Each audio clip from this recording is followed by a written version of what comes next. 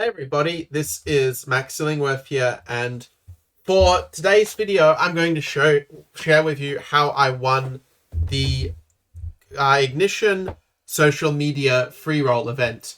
And this was one that had 1,036 players total. I mean, a lot of these players were people who registered and then didn't show up, so the actual count's probably more like 250 to 300. But still a pretty big tournament, and obviously I'm very happy to have, played well and won it in the end. If you look at some of the early hands, you'll see that actually some hands didn't really go my way. For example, actually, while I was playing this tournament on the computer, I was also playing another free roll tournament on my mobile, which I also happened to win that one as well, in fact, with about 45 to 50 players. But yeah, I didn't have the hands saved because just on the mobile app. So this one, yeah, I wasn't really paying attention. I didn't realize that most of the players were going to fold. Otherwise, I might have raised here instead of called. But we're sort of able to kind of lose the minimum, where we kind of block a lot of the logical bluffs, so it just makes sense to fold when they bet in this spot.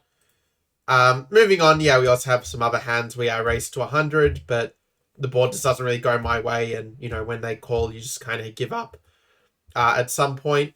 Okay, when the ace is kind of a good card for us, but yeah, when he checks, like, if you bet here, you're only, I think, going to get called by better hands in general, unless the opponent is really a total calling station, and the check does end up saving us some money here because he did have a better ace high. Kind of funny that he called on the flop to the flop bet though. That's sort of curious he did with 2 overcards. But anyway, so this is a bit of a rough start to the event so far. One thing you'll notice is because there weren't that many people playing, like, these guys were just folding. Like, when you're only playing 20 to win a pot of 70, when you know that these guys are going to auto fold, then it means you just call with, like, any 2 cards pretty much. And in this case, yeah, we are able to actually win a pot when they kind of miss, and we're just able to, take it in showdown, which is often what you want to do with the weak pairs. Just try to check it to showdown and be able to potentially use it as a bluff catcher if the opponent you think is maybe bluffing a bit too much. Like, maybe when you check twice, you might think you have a busted draw, and then, yeah, you can potentially catch them out when they try to bluff you. So this one we do raise, but after he calls and we sort of get our c-bet called, we can sort of figure that we're probably behind here. And then when he shows a lot of interest in the pot, we just get away. So a bit of a rough start to this event, but it does get a lot better for us, fortunately, where I'm just going to skip past a bunch of hands that I folded or, that I called, but where I end up just, losing it on the flop where, they hit and we missed, so we just folded. It's not really that much to take away from it, but this was kind of an interesting one where the guy, I think, had... Actually, I want to go back one, in fact, because this hand actually kind of sets up the success for later in the tournament in a way. So, this guy makes a min-raise, and if these guys were actually actively playing, I would probably just fold King 4 here, but because they're folding it now, it becomes 80 to put for a pot of 220, and you don't need particularly good odds for that. So this was kind of a crazy hand where he makes a small bet, and I just figured that, okay, he's only going to make these sort of bets probably with some sort of flush draw, some sort of straight draw. Well, we kind of block him because we have the nut straight draw. But also, he might do this with maybe a 10. And I figured, well, okay, even if he calls our shove, we have 40% equity or so. And we have, like, the backdoor flush draw as well as the overcard. So I end up just shoving here, and, to my shock, he ends up actually calling with, 3-5 suited, as it turns out. Like, this is a very ridiculous call, because my bluffs would be, better flush draws, like, let's say, ace of spades and another spade, like ace 2 of spades, let's say. So, yeah, he just kind of just gave me the, a bigger stack, basically, for free. And then kind of, you could sort of tell, yeah, he was getting a little bit tilted, I guess, by this sort of shove. Ace Jack here was easily good enough to call a raise of, 16 big blinds. So we do call it. These guys all auto-fold. This guy, well, not an auto-fold, but, obviously can't play with this many people in the hand. And we end up taking it down because he was just playing with 10-7, just complete chunk. And you can sort of see from this, like, how important it is to have a good mental game in poker. If you let one bad, like, run of cards, like, get in your head and cause you to make bad decisions, then you're just not going to make it as a player. You need to have that sort of equanimity to, be able to, laugh it off when things don't go so well and just keep playing your best. So this one, yeah, we do make it 200, and they both call, which kind of surprises me. I mean, it is good that we're in position here, because it does mean we are going to be in a very good spot to over-realize our equity, and the flop just comes as good as you could really hope for, with the nut flush draw and with a pair. So we kind of have the drawing to the nuts, but also with some good value as well. We make it 400. When I make such a small bet, I find it just makes sense to bet somewhat big. Actually, I know one coach actually of low mid-stake actually recommends overbetting, but I kind of tried doing that in some games. And I found they just end up just calling with half the deck in response. So trying to do it even with bluffs just wasn't really working. And with thin value, they often had better value. So I realized that just making it 2/3 pot was going to be good enough, especially when the board is kind of monotone. I think it just makes sense. That guy folds, and now we have literally the nut flush. So just a matter of trying to find the best way to get all the money in. You could probably just shove here if you really wanted to, but I decided to make it a smaller bet, just kind of setting up so that he has an easy call on both the turn and the river, rather than trying to be too sort of fancy. And when this draw completes, it's sort of, on the one hand, it's not an ideal card, because if I have any club and they don't, then they may decide just to fold.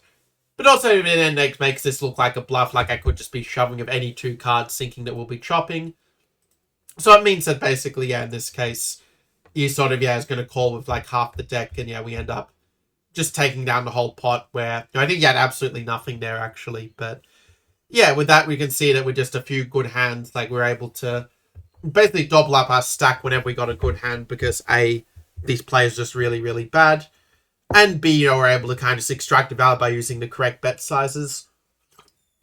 So they're going to use the bet size where they're most likely to pay us off with worse hands. So we end up raising again with King 10. It's a little bit loose, but I think it's perfectly fine. And it's what where, when we're the raiser, the ace just hits our range so well. But on these paired boards, I find a bet about 30% pot is usually the go. We do have some chances to improve if we... if he calls, a queen, a jack, a heart would be very good for us. We could also hit a king or a 10. When he shoved, it's very clear that we're just beat here, that he probably has a 9 or something. And so we just let it go and move on with our life. I'm going to skip past a few. Okay, this one here, I decided to min raise. Because basically, this guy was AFK, so it just ended up auto-folding, and so that's why we did that. I think this one was, similar story where, they just auto-folded. Because I think that some of the players in these games weren't really paying attention to who was active and who wasn't active, but by doing so, I was able to pick up the sort of dead money quite a lot and just, really make the most of it, where, I just end up just picking up the blinds yet again. And you see a fair bit of this where you end up just calling, because I knew this hand was going to fold.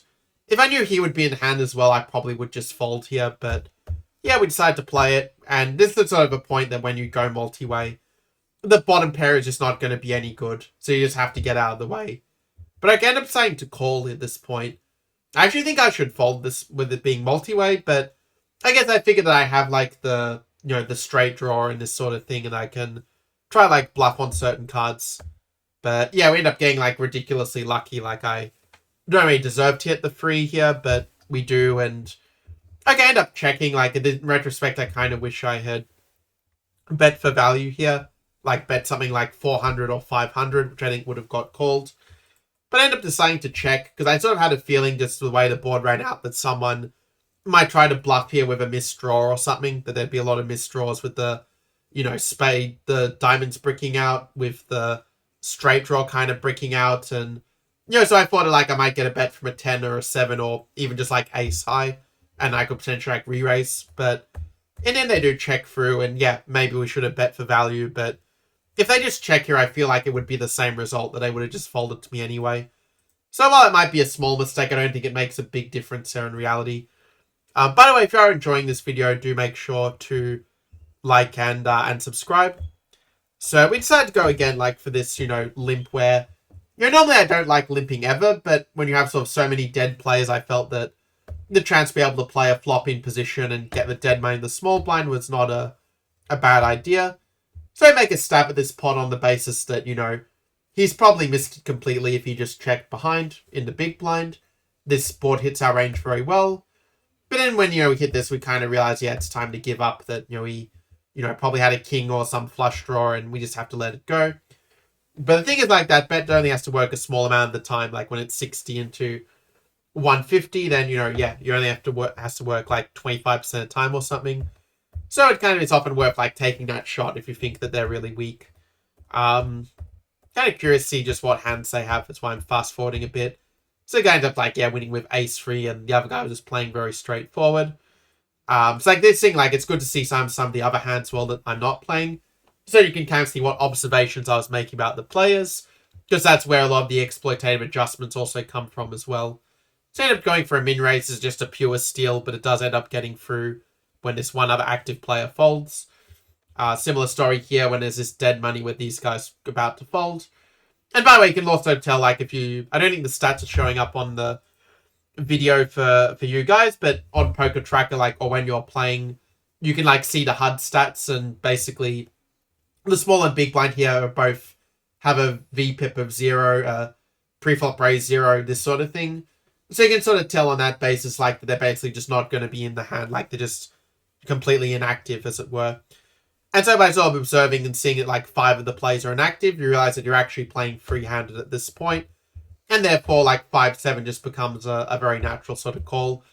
Especially when we're so shallow stacked, like, if you decide to bloat the pot up if you bloat the pot up in such a situation, it's not really getting the SPR to get value from the suited connector, or from this case, a suited gapper.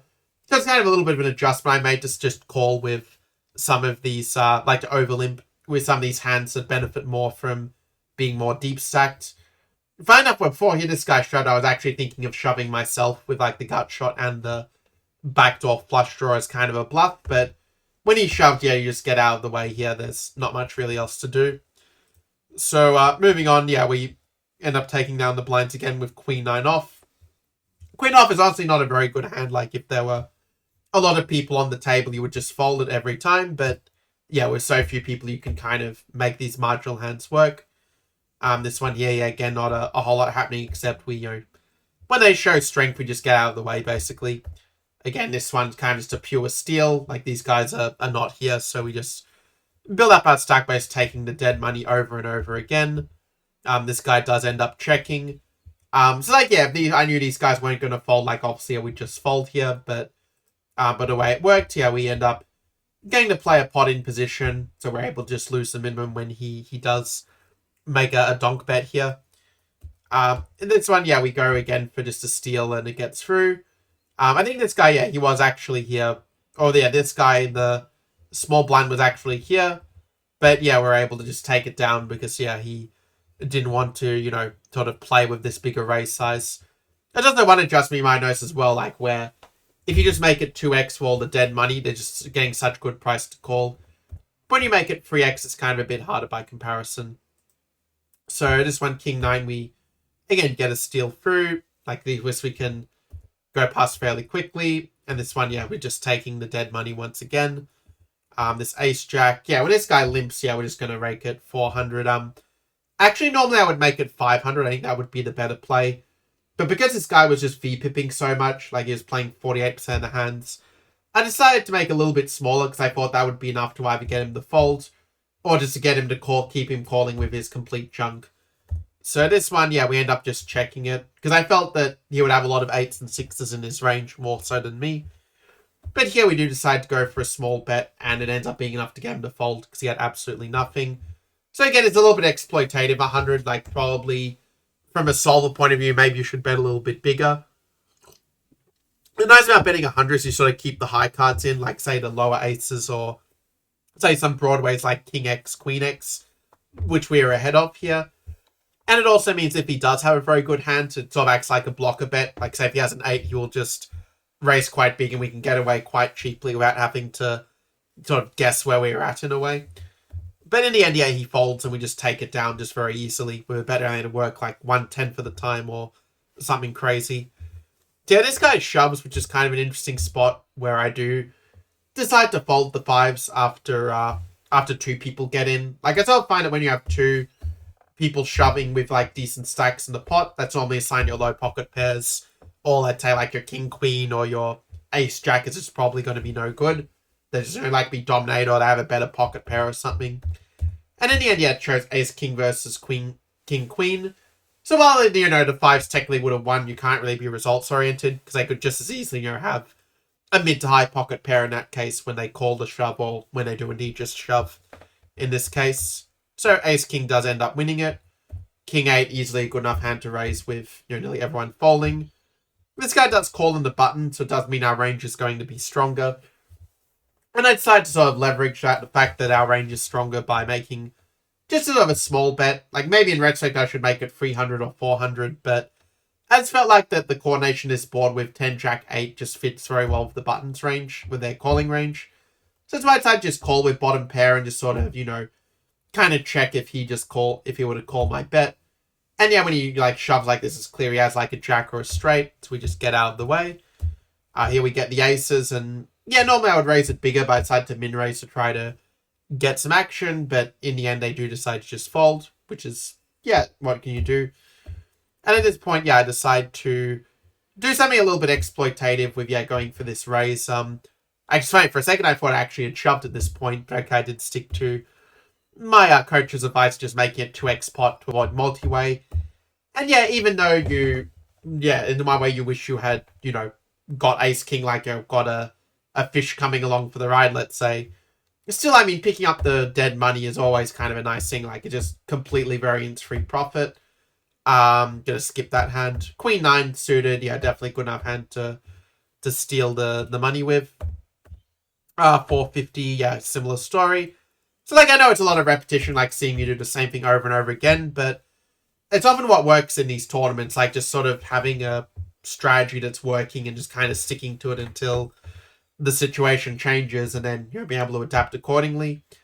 This one, yeah, just going to be a check every time pretty much. And yeah, when he shows interest in the pot, you should just get away because your sixes are probably no good because they almost certainly are going to have a club in that case. Because in the past, I used to sort of bet on the monotone boards, like just making a small bet with pretty much my whole like range.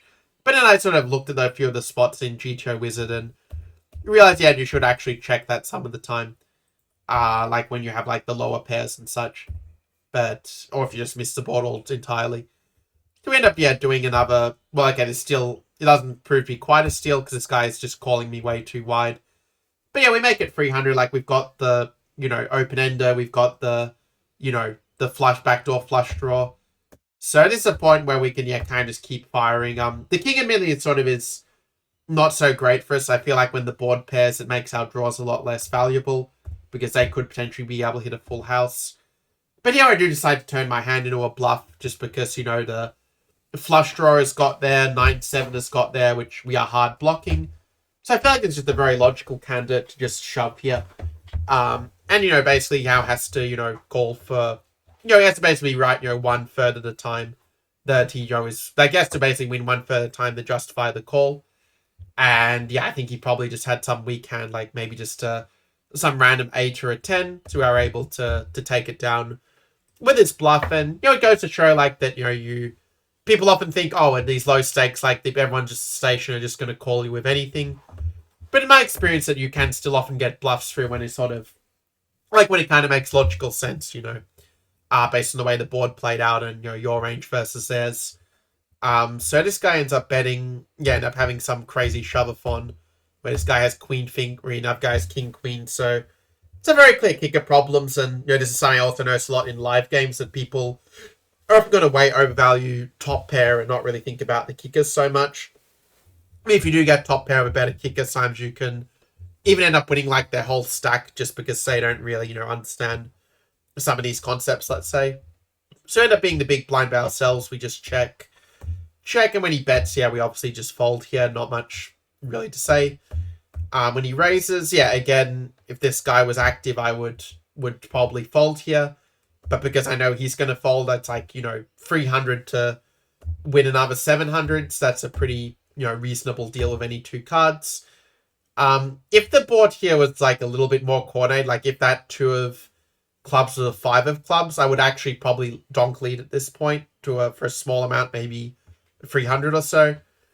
But in this case, yeah, when he checks, I decide to take a stab where, I mean, you know, I do have the gut shot come in now. So, and you know, I also have a overcard with a 9. So, I mean, I do have some equity if he does, a little bit of equity if he does call me here. But it is really just sort of a range bet saying, okay, this board hits my range so much better than yours because I called your raise in the big blind or in the small blind, and yeah, he ends up folding, which I think is the right decision on his part, even though he was surely ahead. This board just hits my range so much better than his. I have just so many value hands like two pairs and straights and stuff on that board. Anyway, we go for the steal once again. Always nice to get it in.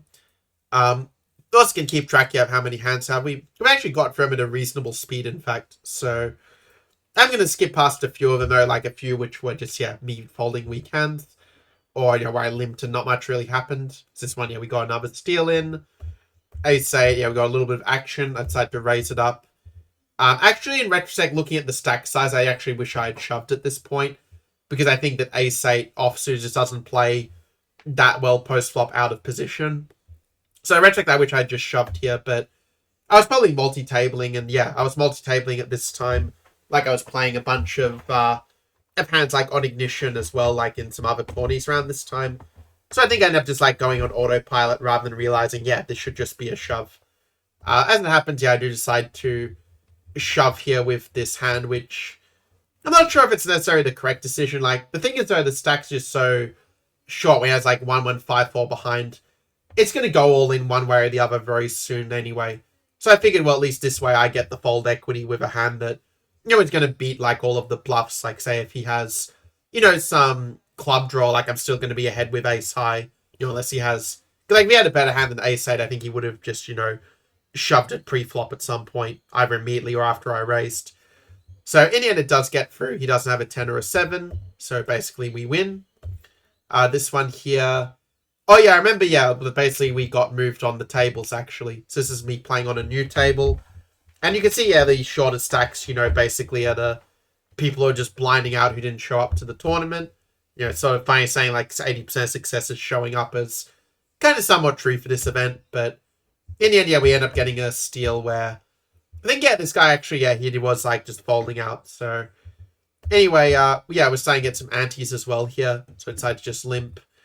Play with this guy, like, just playing with the dead money as such. When he shoves, like, at this point, you don't really love folding because you do have quite a bit of equity with, like, the gut shot and the backdoor flush draw, but even if backdoor flush draw hits, like, they still probably have a better club, like, there's a decent chance for it, so it is just a fold. Because even, like, his bluffs, like, are still going to be behind, technically, like, if he has ace high. For this one, kind of similar story. The guy checks.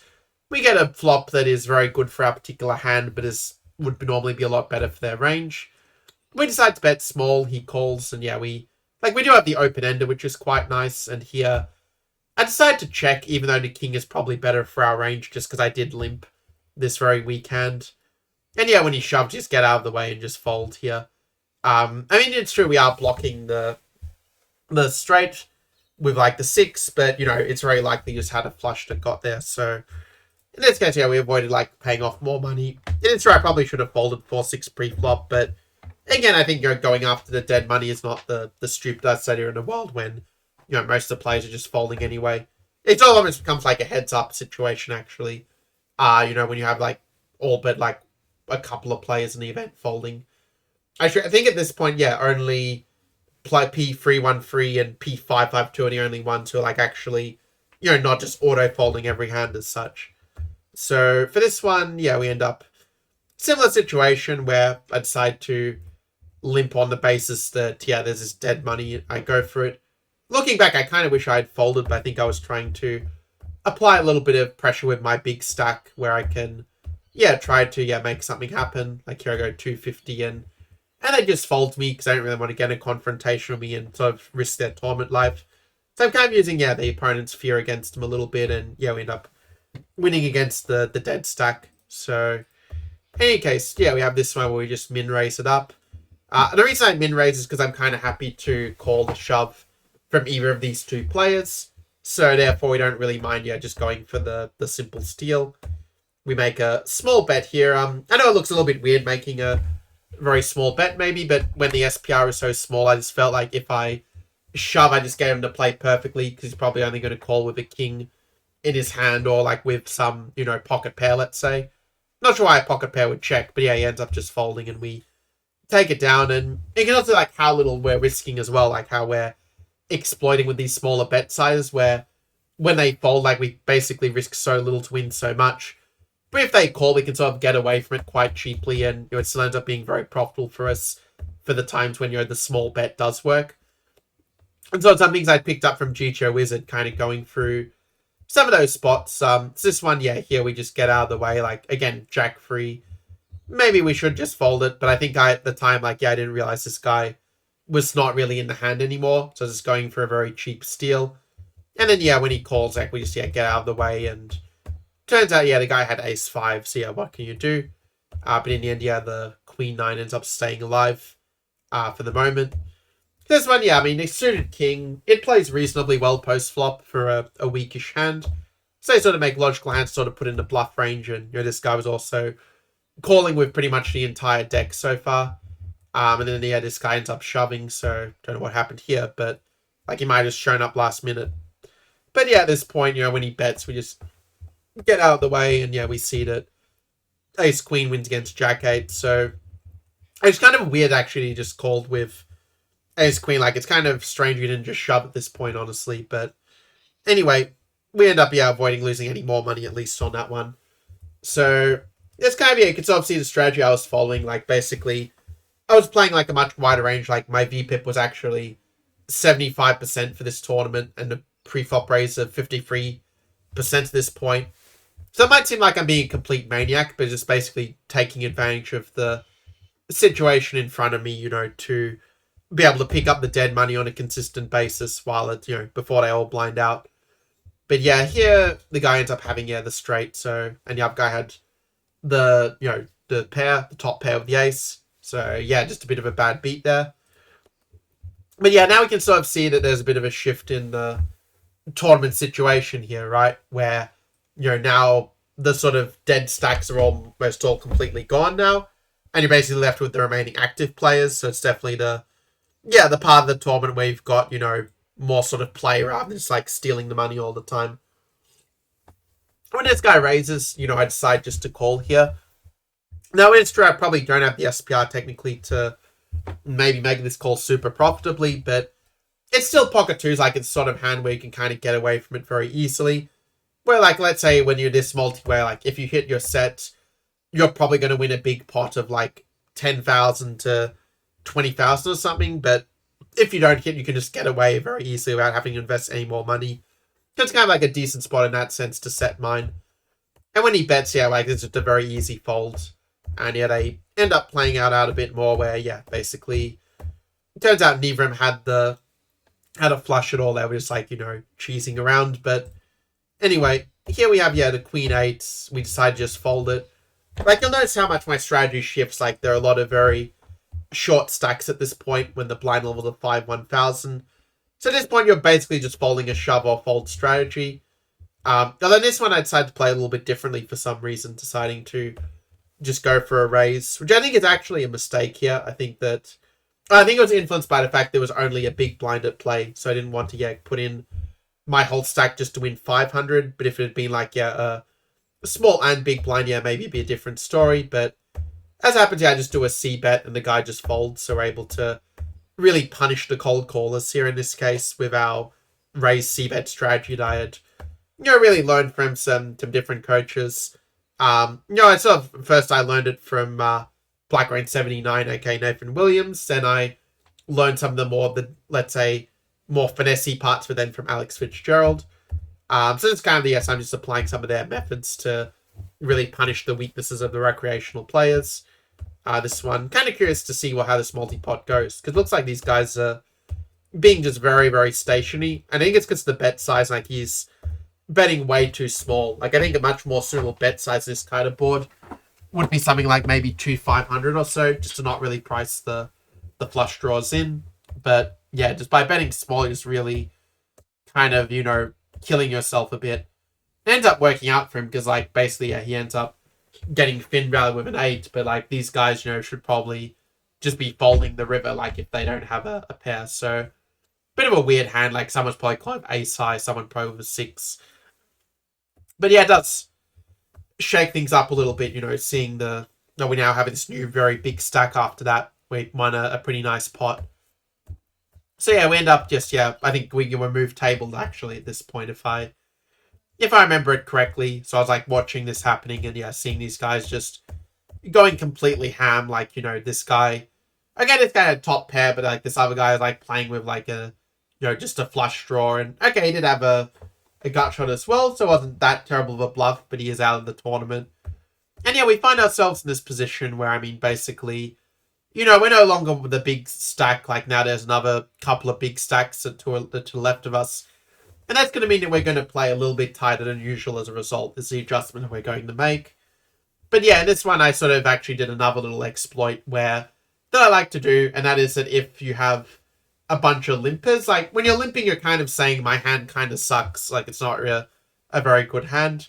And so what you can often punish that is just to shove over the top here. And I do have 33 big blinds, so it's true that like Jack 10 off is not really a good enough hand to do this with, like from a computer point of view, because they might just have a, very easily have a better hand that they call with. If they call, it's always going to be a better hand by them, like a good pocket pair or like ace king or something.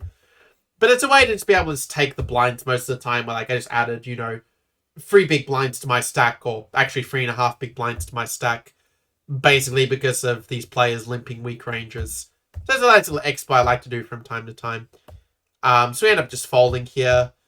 We have some multi-way pot where they end up just folding to the big blind who are just smashing this board, quite frankly. So fair enough. We end up having king, queen, and you can sort of see me mixing it up a little bit where I'm not just going to shove every single time, because then you sort of put yourself at risk where, they might just wake up with a monster hand you're just throwing money away. I do decide to raise it here to 4,200. Just making it 2x the pot, basically. I think, this is a hand where he ends up, like, shoving, actually, where... it turns out that I got very, very lucky in this hand, I have to admit. I probably should have realistically gone out of the tournament on this hand, where... to be fair, with 37 big blinds, like, maybe it's one where I should just fold at this point on the basis that, this guy's all in. But I also felt like, okay, it's only another 10,000 for me to sort of call here to win a pot of 33. It's like I only have to be good 30% of the time. Like, even if he has ace king here, like, I still have, like, almost good enough odds on that spot. And there are a bunch of other hands I'm kind of flipping with, so, like, the different pocket pairs. So I did decide to ultimately make the call, and I just end up getting ridiculously lucky when this queen comes for me. Because it turns out this guy here had ace king, and this guy had king 6, which was like, I have no idea why. I don't know if he like shoved this hand after limp. I guess he was just being a degenerate gambler. I suppose like the positive of that is like, let's say even if, ace king had held here, that because he was playing in this garbage range, because he only had 4,000, he would have got 12 and we would have got the rest. So, I think in that case, we would have still made a bit of money with the call, because it would have got like virtually all of this guy's loot. But as it was, we end up getting very lucky here. Like, this is the one hand where I actually was super lucky. Actually, I was so lucky now that it's actually glitching. Like, it's not even moving the money to my accounts, like in this spot, or like the chips to my stack, I should say. But I think it works on the next hand. You can see I'm now at a stage where I'm now like, almost the chip leader, and well, I am on this table at least, but overall, like I was in, I think like 3rd or 4th or 5th position out of however many players it was. I think it was maybe 100, maybe a bit less. I honestly kind of forgot, but at this point, we see that, these guys are... And there's another problem, like, when you bet too small, like, this is a very common thing you'll see the recreational players do, like, in the live events and also in the online. But it's going to bet too small and just give, like, these guys a good chance to call with, like, overcards, with gut shots, with flush draws, just pricing them in to kind of hit their hand. So this guy does bet bigger, so I feel like he might have been using a block bet to try to get a flush draw through.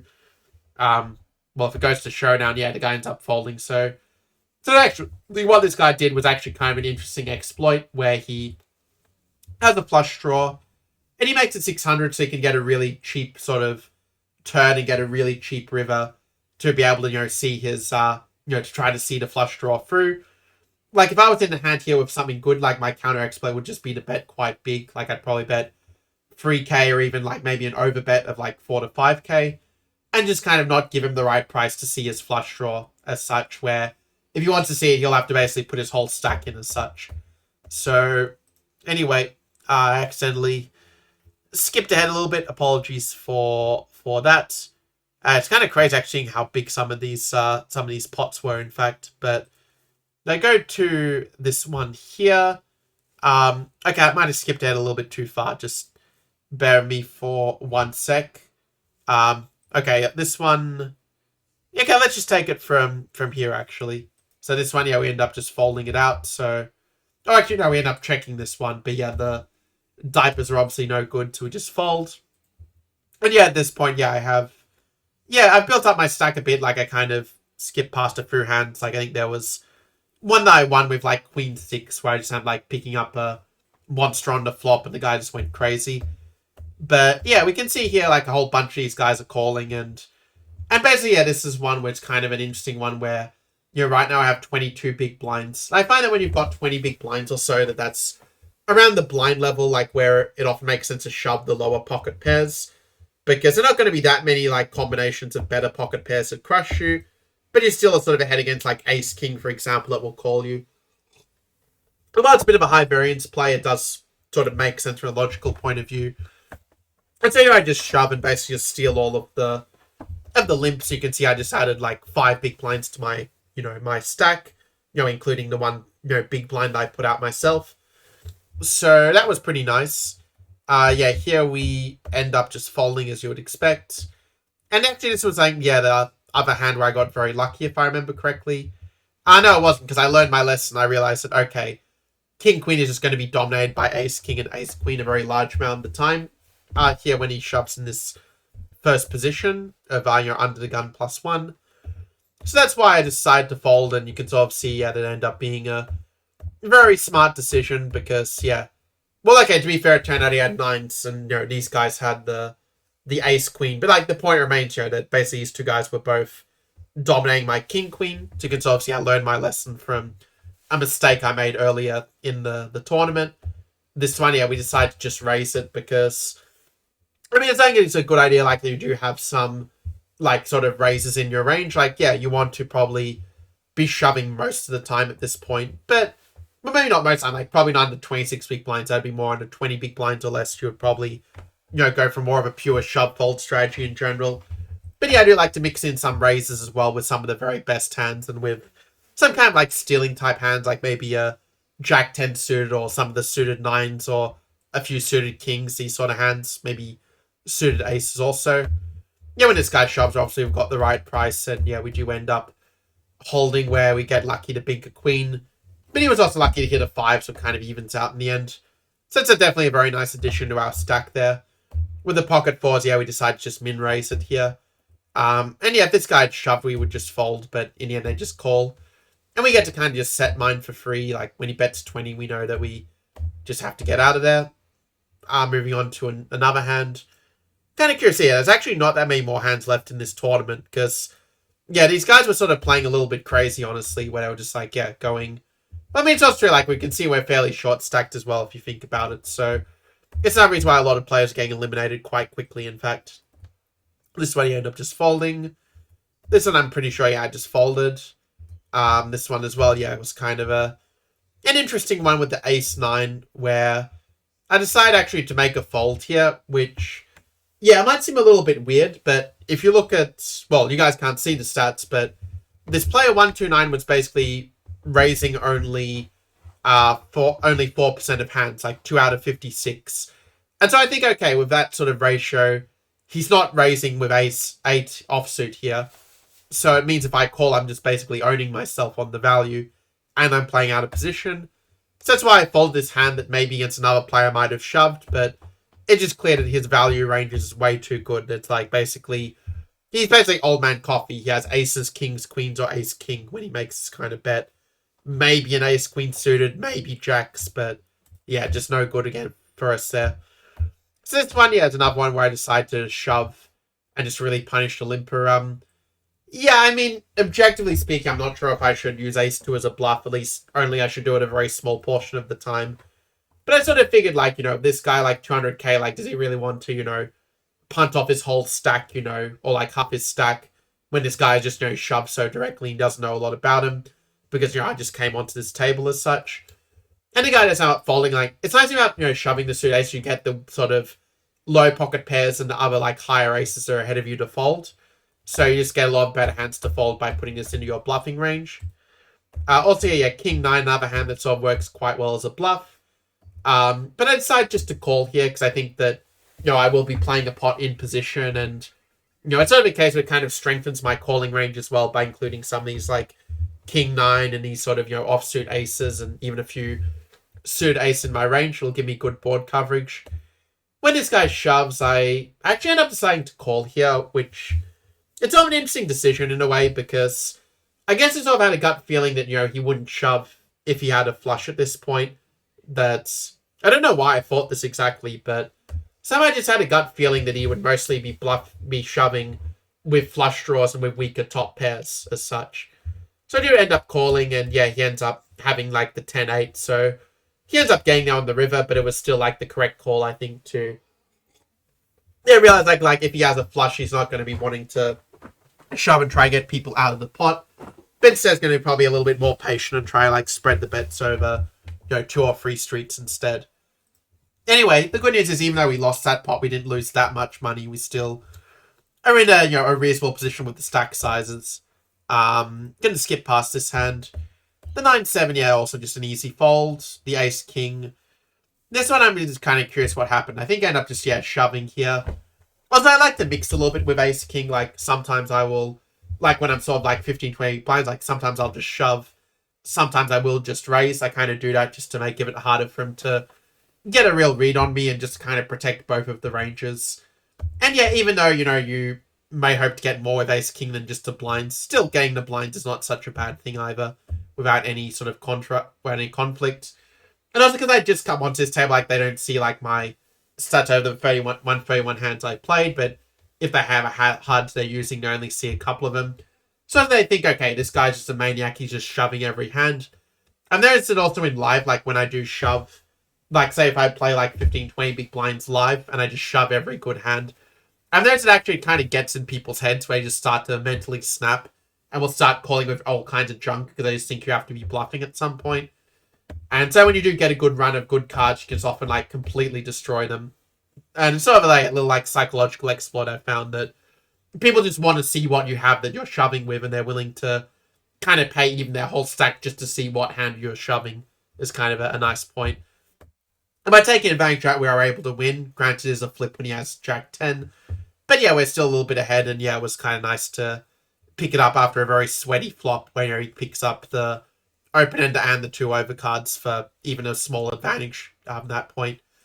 But yeah, it worked out for us in the end. This guy shoves, we get out of the way. We have King 7 here, and when he raises, like, this is a spot that, if it was very deep stacked here, honestly, I would probably still fold even if it was very deep stacked. At the time, I was thinking if he just min-raised, I would potentially consider calling, but yeah, when he raises this side, it's just very, very clear fold. This one we also get out of the way. We get ace-4 offsuit. And I decided to fold it. Like, I'll often fold these weaker aces in the cutoff or later position. Just because I find I just don't play very well post-flop, especially not multi-way. You're game-making a lot of bad pairs with ace-4. So we just end up getting out of the way. Same here. Okay, King 9 suited is kind of an interesting one where I do decide to fold it. And, one reason I fold this is because this isn't really a good enough hand to shove. But there are some short stacks, like the 69k one is a short stack here. P5, 110. It's like, if I raise and I get shoved on, I just have to fold. Also, actually, the 28k one, P605, is also a short stack. So it's a case where if it's like a marginal spot, you should probably just fold and wait for a better hand where you can either shove or where you could raise and then successfully call a shove. Because that's really a lot of what this short stack play comes down to, is paying attention to who are the shorter stacks. Like if it were deeper stacked, I maybe would call and just see a flop, but I think most of the time, it's just going to be a fold in general. And in the end, this guy bets, gets called. I don't know why these guys putting so much money. It was a very weird hand, honestly, where this guy ends up folding like for a 7k bet, which is completely insane. That goes to show like that when you get to this later stage, when people start thinking about the money or, trying to stay in the tournament, it can cause them to make some very, very irrational decisions. So we get another multi-way pot. And as I say, multi-way pots are cancer because you actually have to make a hand. And also I find as well with these pots like that, when another advantage, by the way, of trying to take down pre-flop with a shove or fold strategy when you get low to like 20 big blinds or below, is it avoids situations like this where the guy is like effectively shoving on you. you know, in the flop stage. And we have to sort of guess, like, are they doing this with bluffs? Are they doing this with value? It's just a very annoying spot, and you just avoid it by just, doing a shove fold strategy pre-flop. You basically just eliminate the whole post-flop stage by just shoving with, appropriate hands. And actually, this ace-4 offsuit's one that in the past I probably would have just folded, but I kind of realized that with only 12 big blinds, I basically should just be shoving any ace here from, like, hijack or later. So that's what I did, and yeah, we end up getting the blinds. And you can sort of see I'm just building up my stack in like a low variance way or almost no variance way. And yeah, this one was one where I just end up folding. Like, again, situation is if I raise, like, this guy can shove, or, the 55k stack can shove. There's way too many shove stacks here, so you just have to get out of the way. Even though Jack 10's not a terrible hand, it just doesn't make sense to play it that way. So anyway, looking at this now, let's see. How many more hands do we have? Actually, not that many more hands, in fact. Like about maybe 60, maybe a bit more than that. Well, let's get it through them anyway. So this one, we're in the... Yeah, when he raises, we obviously just get out of the way here. I'll play it hand just because you're probably curious to see, like, what these guys actually have. So this guy's just going crazy. And yeah, he ends up having King 9, which takes out Queen 9. And yeah, you can sort of see how, this guy, he had a decent hand, like you're sort of doing it with a bluff, which is quite impressive in a way to, find that bluff there. Goes straight that not all the players in free rolls are bad players, but yeah, this is another one where these two dates again make very good bluffing hands, like for bluff shoves when you're short. For the reasons I kind of mentioned before, like you're going to get a lot of better hands, like better ace-x and some low pocket pairs to fold when you shove like this, at least in practice. Anyway, let's move on to some more hands. Yeah, this one's easy fold. Also, actually, this is kind of an important point I want to mention. Like, I had noticed that this mod stack, like the 702k and play P774 up the top, like, I was looking at this and I realized that this guy was, like, playing very aggressive. And also, yeah, like, because of, like, if you look at the stack situation, I now have to adjust from being one of the biggest stacks to now being a medium-sized stack. And because I have some of the biggest stacks, like, to the left of me, this means I have to play a little bit more tightly than I normally would. So, yeah, this one's obviously a fold.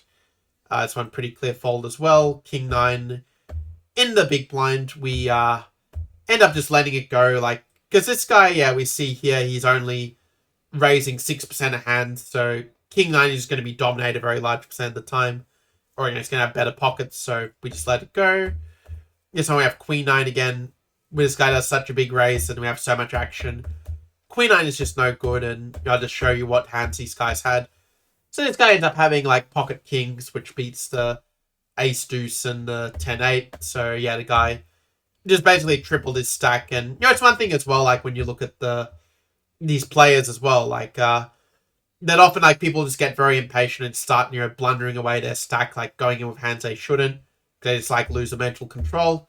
So, like, sometimes if you don't know what to do in one of these sort of late stages, sometimes just waiting for a monster hand and just going all in with it can actually be a way to just double your stack and just punish the impatience and ego of the other players as such.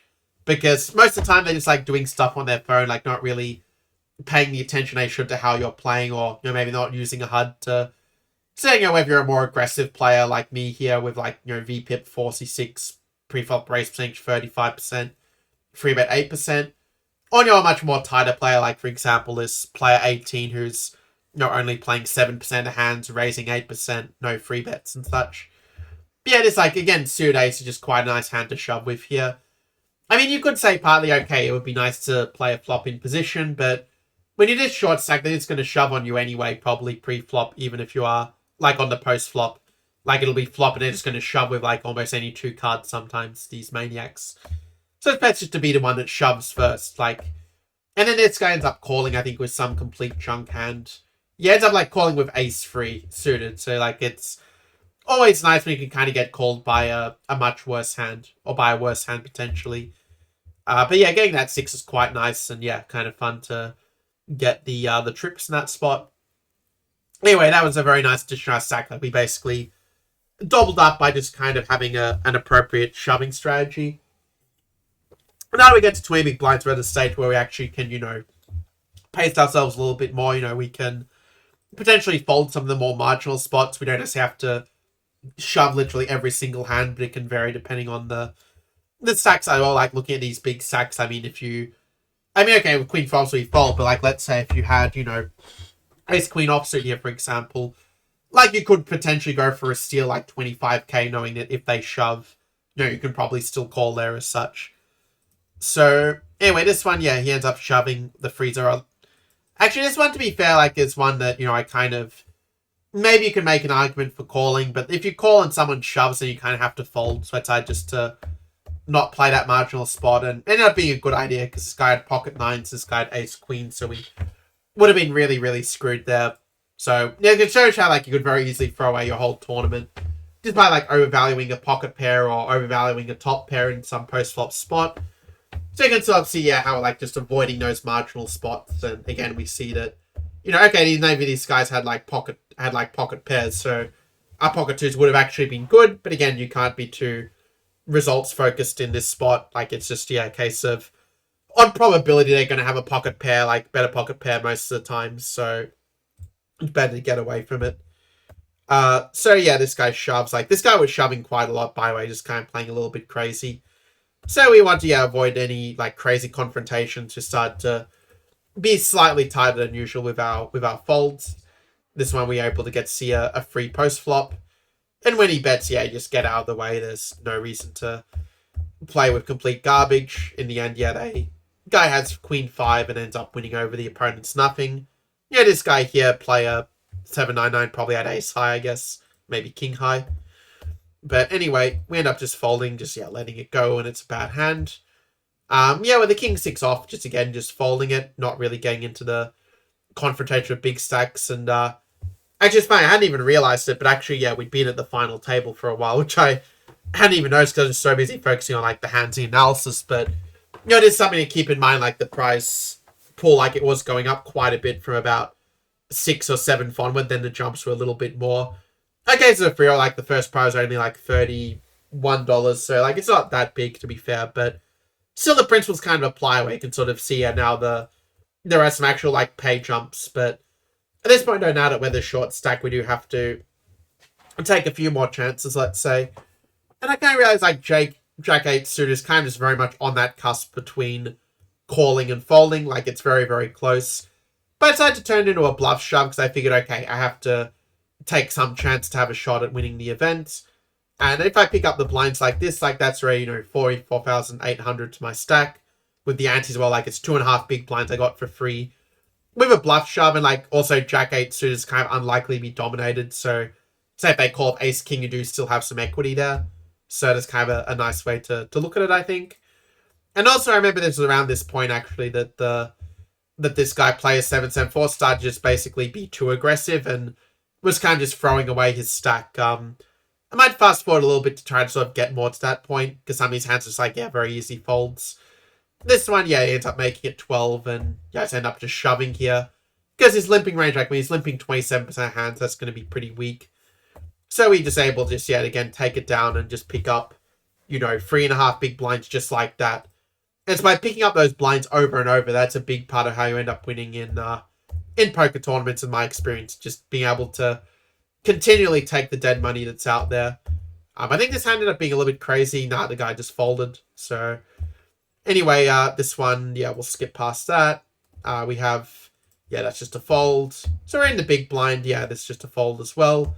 So kind of letting them just do their crazy things. Like, yeah, this guy is getting into his big raises and, getting... And I mean, to be fair, when you are the big stack, you should be stealing quite a bit, actually. Like, you can sort of, raise or shove a bit wider due to the fact that, if one of, like, basically, like, for the 386, it doesn't really make sense for him to call a shove in general from 774 because, well, it's much more likely that me or the 799 with 200k is going to bust first. Here, though, I do decide to just shove. Like, this was maybe a little bit of a dicey play, but I saw the guy was raising 24% of hands, which is a little bit too wide, and so I decided to punish him by shoving over the top with the Jack 10, which, yeah, technically is probably a mistake, but in the end, the guy does call.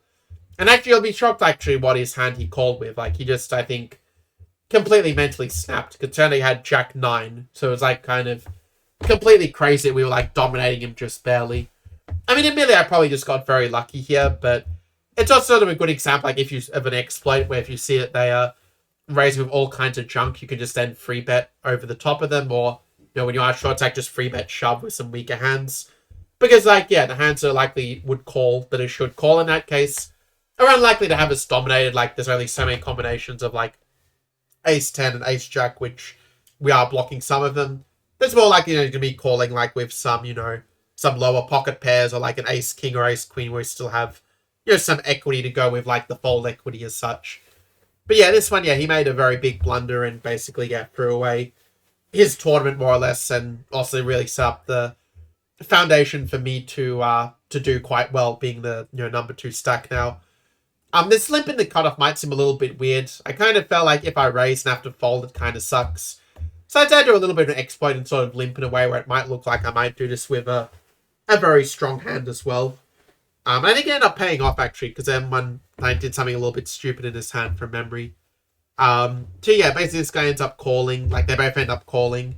We get very lucky to hit top pair, but yeah, when we have the Queen of Spades in our hand, we sort of, are not as worried about the flush draws coming in. The 10 also does block the draws with the, block the straight draws as well, like Jack 10. So that's the reason why I decided to check top pair. Like if I had maybe like, let's say Ace Queen here, where I don't have a club, then, I might decide to bet more for protection. But with the blockers, our hand just doesn't really need protection.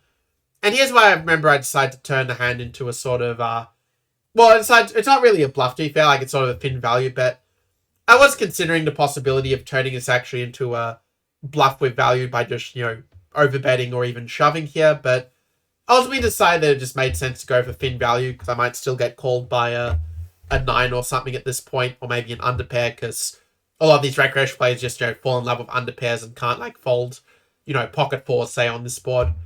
But in the end, we do take it down, and, it worked out pretty well for us, all things considered, where, the limping strategy probably didn't deserve to work that well, but, in the end, like, they didn't really punish us by, raising over us and forcing us to fold. And so we're able to kind of, like, see a cheap flop with a hand that flops well, and then, be able to, get the maximum value. This obviously is just a fold against a big stack. At this point, we're in the small blind, and I do decide to call here. Again, the suited kings, like, even though out of position, the suited kings do play pretty well post-flop, where if you miss, you can get away quite easily. If you hit, you can win a pretty big pot with, like, a straight draw, with a top pair with a king, potentially. When this guy shows a lot of interest, we just get out of the way. Here we have the pocket queens. We raise, but we don't get paid off. Nothing you can do about that, really. In this case, we end up, just folding again. King 10, this one, we end up, I think, just folding. There's just way too much interest in the hand. But I think, this guy, like, did something crazy. The guy had ace 2 and the other guy had pocket queens. And actually, with the stack that he had before, like 200k, I mean, it is a little bit of a cooler, I guess, with these blind levels. I already forgot what they were, it's 6-12, so... with 16 big blinds, I mean... on the one hand, maybe you do shove every ace there, like, even at that 16 big blind level, but... No, I still feel like ace 2, like, just on the ICM should just be a fold at that point, actually. So I think, the guy did make a mistake. Like, he got lucky around the queens, but I think it was still a bad decision where he just, like, threw away his tournament when he could have... waited for a better spot, like a better ace or, some pocket pair that would have more equity as such. But, as it happens, this guy now also just goes completely crazy, and, it's sort of weird how it happened, actually, where this guy just is, just throwing away his big stack by making his, like, calls with just, complete junk. And it's like how people often throw out saying, oh, I'm just invincible, and they start, making his very bad plays, just throwing it all away. And when they both limp, like, this is just a slam dunk shove here. We don't want to play a pot out of position with a hand that's so hit and miss. We just want to take the free money, and, that puts us also to being, like, the second in the chip stack. So, means we're not so far behind. This 9-8 was kind of an interesting one, actually, where I did see this guy was calling a bit too wide. Like, he was just getting really out of line. But I also felt that, like, with just having 30 big blinds, I don't know why I felt like shoving here, like, because technically it is a mistake, but I think I just had this gut feeling that, somehow, he was going to call with all kinds of junk, and it also he would probably fold a bunch of hands as well. So in the end, he does call, and yeah, this is sort of the other spot where I got kind of lucky in the tournament, honestly. But, I mean, my read that he was sort of like, getting way out of line was sort of correct. In it turns he had like ace free off, which I mean should never call. Like it should just be a fold every single time against a raise that size. Even though I objectively made a bad play, in a way I kind of he got sort of punished for making a bad play in turn because he should never call with ace free offsuit in that case.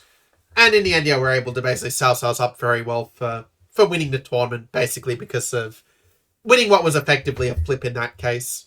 So now that I'm a big stack, I don't have to like shove like a lunatic. Now I can, just sort of min raise and just use the fact that they don't really want to get in a confrontation with me because I have a bit of a pay jump from third to second to basically just keep on stealing the blinds in many cases. So any min raises, I decide to just call here. I mean, it certainly didn't really make sense to shove because it just allows him to play it perfectly where he can fold the worse hands and call with the better hands. But, we do have a decent top pair, so we do call. This one was kind of an interesting decision because when he bets like half pot like this, I was sort of thinking to myself, like, what hands would he do this with? And it sort of occurred to me, he might do this with like the hearts or with the spades or with a flush draw, sure. But I also thought that he also, if he is doing this with a hand that already has value, it's probably going to be a better ace. I didn't think he would do it with a 10, with an 8, or with a 7. So I kind of made a bit of a sort of exploitative decision where, like, I think the solve would call every time. But I actually decided to fold because I just realized that if he bets the river, I just have to fold anyway. So it's kind of a way to just try to save a bit of money by folding a little bit earlier. And he might have a draw, but like even if he has like, let's say a combo draw, like, I don't know, let's say King 9 of hearts here. I mean, in that case, like he still has decent equity. So it's not like you're even that far ahead, when he is bluffing. So we decided to let that one go. No, and obviously we just fold. Queen 3, obviously we just fold that one. We get pocket 4s. This guy shoves, and when this guy shoves as well, you kind of realize the 4s are beaten, so you just fold. And in the end, this guy was just like completely just, going off with like 2-6 suited. And also, it's kind of an important point. Like, it's true that, our pocket 4s would have technically won because they both missed. But you can't be too results oriented. And, the thought did in my head at one point for the tournament of, oh, I could have just won the tournament right here by, just calling and winning this flip. But the thing is that I still made the right decision and, I didn't, let that sort of vex me from here.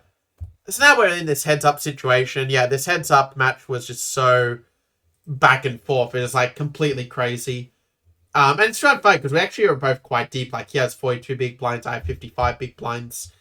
But we're both just playing, like, so hyper-aggressive. Like, it was becoming very, very high variance at this stage. So I end up, like, free betting with King 8 off. He ends up calling. I think the King 8 off, like, and King 9 off, they are decent hands. And King 8 suited. I like those are good hands to kind of bet here. But, we end up making this bet, like, just sort of kind of a range bet almost at this point. But we do have some equity with some backdoor draws. When the 8 comes, it's sort of a case where he ends up just making this bet. And at the time, I felt like my 8 just wasn't any good. Like, I felt, okay, he just, probably just has a jack or a queen at this point. Or, And also, we are kind of blocking, like, a lot of the, let's say, the nut flush draws are blocked with the king. And we also block some of the flush draw bluffs. So I do decide to fold. And the guy ends up showing, like, King 4. And it did almost tilt me a little bit, actually, thinking, okay, like, why is he just betting with this complete junk? Like, it makes absolutely no sense, to bet the King 4, like, on the flop. Like, it should just be a fold. So it was like, it was very, very weird to me the way he played it. Like, I felt that he doesn't really deserve to be chip leader. These are kind of unsupportive thoughts going through my head, and it was probably very lucky that we had to break 1 or 2 hands after that. I was like, I may have been in a bad mental state that could have cost me the first place. Fortunately, there was a break that kind of allowed me to kind of clear my head and just go back with sort of a fresh slate going into the next part. I think this was the last hand before the break where you end up making a bet with the 2 overcards. Honestly, this board does hit his range better, so maybe I should check it, but I just felt that with how out of line he was getting that I could actually, go for this and kind of just like see if things improve on the turn or river. And here I end up actually doing something kind of creative where when he made this bet, I actually realized that the way I played it would make a lot of sense for me to have played this if I had a flush draw, like a backdoor flush draw, like bet on the on the flop, see if you improve on the turn, then kind of check and sort of take the free card as a free shot at the flush draw. But I do also have the Queen of Hearts, which is sort of a nice blocker to the flush. So I kind of realized it actually was sort of an interesting spot to just go for the, the crazy, like, overbet shove. But I don't think it's actually all that bad here. Because, like, the way he's played it, he basically is saying he has a weak pair. Like, he has a 2 or a 6. Because if he had a 4, I think he would have bet big on the turn. So, like, the best hand he can have is probably some weak 8, like maybe a 8-7 or a 9-8 or something like this. So his range is capped, but in a certain sense, like, when the flush comes, my range is actually kind of uncapped. So in the end, he does fold. If he had found the call, he would have won the tournament. But, I mean, it's very, very rare at these stakes to find somebody who can basically, raise as a bluff here. But I decided to recently incorporate into my game as sort of an occasional thing I do when it makes sense. And here it paid off because it meant that we went from going from being behind in chips to being about equal. This one he ends up folding pre-flop. This one, we min raise, he folds. Always nice when that happens. We end up just calling the min raise with king 6 off, which plays alright post flop. This wasn't the last hand, this is actually the 6th last hand. And here I actually decided to go for a raise, like I said. Played a few hands with the solvers. Recently I'd seen that there were certain cases where the solver was check raising some boards with top pair. And so I decided to do that here, going for the check raise, and he ends up folding. And we're able to just increase our chip lead a bit. And I think with this check raise, if he does call, like, we don't just have the top pair, we do also have the backdoor flush draw. So it's kind of, I think, quite nice to check raise by sort of having the bluff, like, potential with the backdoor flush, but also the value with the top pair. It's a nice little combination, let's say. This one we fold pre-flop. They're going to be folding, like, just the absolute bottom of your range, like the offsuit hands, like, 9-2, let's say 10-4, these kind of hands. Okay, 10-4 some would say maybe is even a little bit too nitty, but you get the idea, like, just the bottom of your range. This one we do decide to call. Like, I don't think it really makes sense to free bet bluff with queen 6 off. It just feels a bit weird to me. No, it's true, like, the solver will kind of mix, like, between, free betting and calling with a pretty wide range of hands. But, this one we just get away. And this one, we have 16,000. Actually, this one I decided to be a little bit creative, and I decided to just flat with a decent hand like ace-3. Just to kind of try to protect my flatting range a little bit. And here I just go for a small bet. Like, it's basically a min bet, and it just folds. There's not much to see there. And this was the final hand. It was just, like, completely crazy, actually. Where he goes 48,000. I decided to call. Like, if it was an offsuit, I think I would just fold, but with being suited, I think, okay, this is going to play reasonably well post-flop, even with it being a suited free gapper. So we end up having top pair, and this guy just goes completely crazy and goes 49, and I end up deciding to raise it here again, sort of deciding to include some, like, top pairs in my raising range, because the reason I decided to use this one as a raise is because I have both the backdoor flush draw and the backdoor heart draw. So if it comes like a 7, a 3, or if it comes a heart, even if it comes something like an 8 or a 2, like, that's a hand I can continue barreling on, basically, with my hand. Like, sort of a value, but with also a lot of potential to improve. That's kind of why I decided to raise here. He ends up, like, shoving, and, when I sort of think about what hands he would shove with, I feel like if he has a set, like a 4 or a 5, he would just want to slow play it and probably just call and, like, just get me to keep putting money in the pot for him. So I kind of figured that when he does this, he probably just has a bluff at this point, was kind of what I figured. It is true we are blocking, like, the 6s, like, with the blocking some straight draws with the 6s. So you would probably prefer to have even a hand like 10-2 almost in some ways, but I just had this gut feeling with the way he played it, he just, like, mentally snapped and he was just bluffing. So he ultimately decided to call with the weak top pair. I guess having the 2 backdoors did maybe factor into my decision. It turns out he had pocket 9, so he basically, and it's like a very common mistake, like, the guy just overvalues the pocket pair. And we're able to sort of take advantage of it, where when we do hit a top pair and he has an under pair, he just can't get away because he just values the hand way too high.